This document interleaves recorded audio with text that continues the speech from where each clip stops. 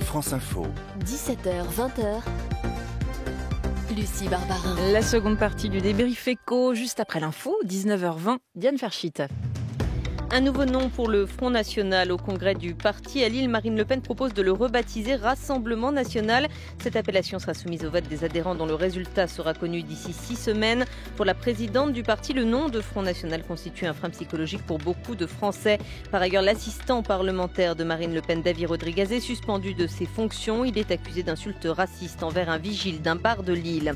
De violents combats dans la Ghouta orientale en Syrie entre les forces de Damas et les rebelles. La progression des troupes du régime se poursuit. La région tenue par les insurgés est désormais coupée en 3 parties. Les bombardements ne faiblissent pas. En 3 semaines, ils ont fait plus de 1100 morts selon l'Observatoire syrien des droits de l'homme.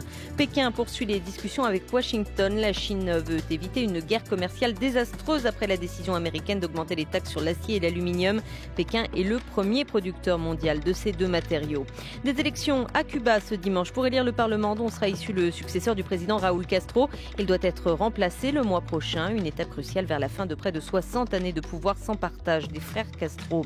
La Ligue de football professionnel condamne les débordements hier soir à Lille. Des supporters ont envahi la pelouse du stade Pierre-Mauroy après le match nul du LOSC, 1-1 contre Montpellier.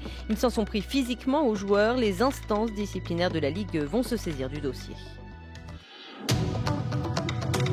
France Info.